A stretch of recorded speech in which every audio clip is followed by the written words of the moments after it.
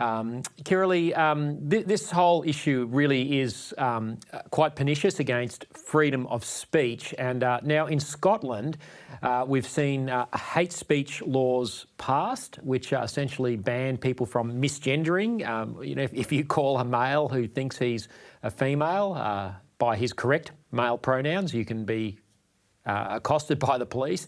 Now, J.K. Rowling, of course, the Harry Potter author, she's been outspoken for quite a few years on this, and she has put out a tweet against Scotland's new hate speech laws, writing on X, quote, "I'm currently out of the country, but if what I've written here," that's on X, "qualifies as an offence under the terms of the new Act, I look forward to being arrested when I return to the birthplace of the Scottish Enlightenment," end quote. She's a brave woman, isn't she? Oh, look, she's fabulous. I've never read one of her books, I'll say, but and we probably don't have a lot in common. But on this issue, 100%. She even went further and said if women in Scotland get arrested for making similar statements, she will word for word repeat those statements and challenge the Scottish police to arrest her also, because she's aware that her platform's very large, she's famous, she's wealthy, so she could fight these things. But she really does stand with the little ones, the unknowns, the ones of us that can't defend ourselves. And I really take my hat off. She's a responsible celebrity. There aren't many of those who's willing to do the right thing and willing to stand up for the voiceless ones. So good on her. I'm a big fan of her in this space. Yeah, no, absolutely, and it's just going to require this sustained pressure and dissent to these crazy laws. I mean, you and I have both been in trouble with the law here in Australia. We don't have quite the hate speech laws, but it's not dissimilar. The police aren't necessarily involved at a criminal level, although I should walk that back, because you had the police turn up at your door. You and I have both been compelled to go before Human Rights Commission, so it's not just Scotland. This fight is a global fight. Kiralee, speaking of free speech, and this is back here in Australia as well, Elon Musk, the owner of X, is threatening to sue the Albanese government. The Australian newspaper reports that Musk's X platform has threatened to sue as it faces a fine of up to $800,000 over a post that made supposedly disparaging comments about a transgender activist, Teddy Cook. Here's the post on screen. And Musk wants to protect the right to free speech. Now, this tweet that we're seeing about this Teddy Jones was posted by Canadian Chris Elston, who is also known as Billboard Chris. He's quite prominent, has a big following. And of course, Teddy Jones is an Australian who advises the World Health Organization about transgender issues. It's really important that Elon Musk wins this fight for all of us, isn't it? 100%. I mean, imagine if this was a sitcom. We'd just sit back and laugh and go, how utterly ridiculous. But here we have people outside of Australia fighting for our rights to free speech and to have an important political debate. It's a very important political debate. And, whether he sues the Albanese government or the Safety Commissioner, it's all on the taxpayer, because Albo and Julia Mum Grant will never, ever have to pay a cent out of their own pockets for this. But the point is, they are using their powers in an extraordinarily totalitarian form to try and censor what we're allowed to know, what we're allowed to discuss, what we're allowed to debate. It's unacceptable. We have to fight it. We have to keep exposing it. So thank you, Lyle and ADHTV, for doing this. And the Safety Commissioner has a lot to answer for. She's made some ridiculous threats in the past to Redux magazine, to other publications overseas.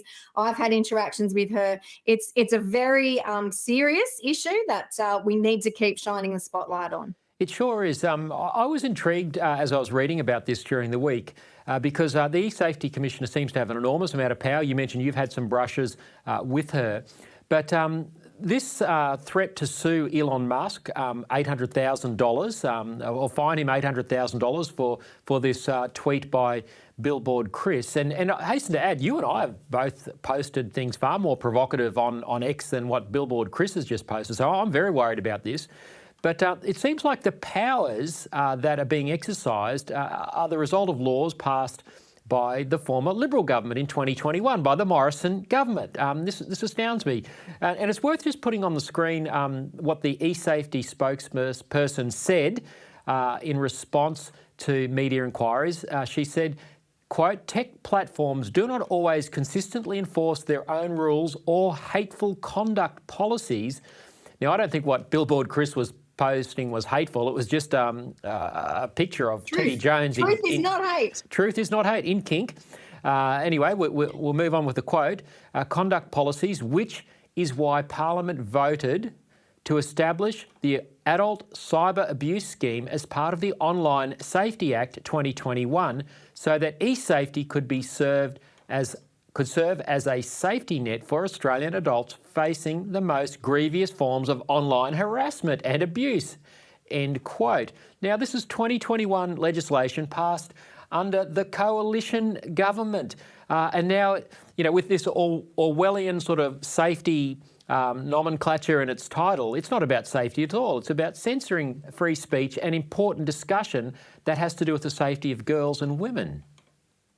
Correct. And it is worth noting that Julie Imam-Grant is a former employee of Twitter and has made it very clear that she doesn't like the way Elon Musk and has changed the policies and the practice, everyday running of X. So, you can draw whatever conclusion you like there, but this is not an exercise in safety. I know a lot of women who have even made submissions to eSafety because they've been harassed, doxed, intimidated online. Nothing has been done about it.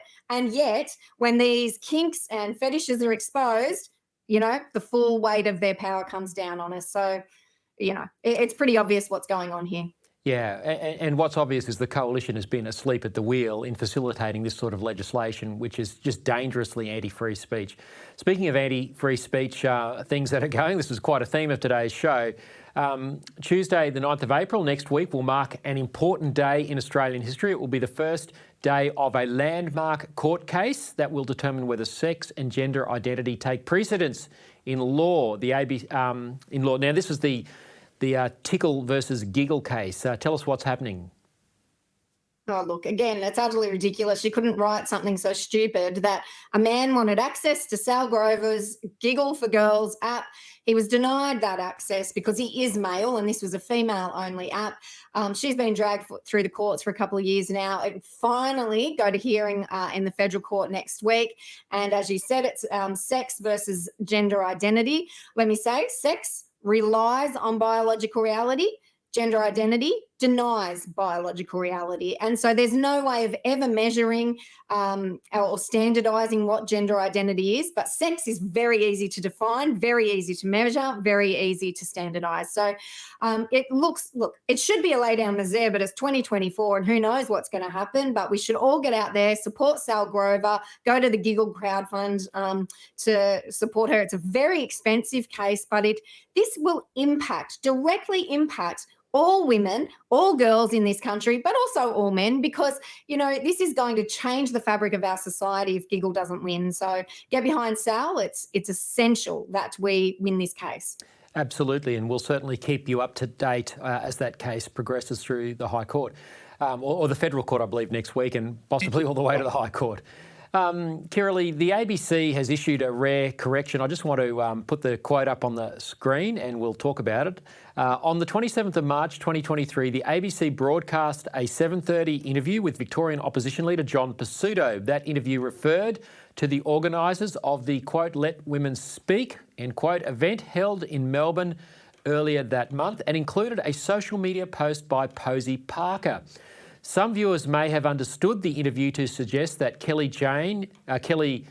Keane, aka Posy Parker, who was not named in the interview, who organised the Melbourne Let Women Speak event, has associations with neo-Nazis. The ABC understands Ms. Keane denies any association with neo-Nazis, and the ABC does not endorse any imputation that may have been conveyed to that effect, end quote.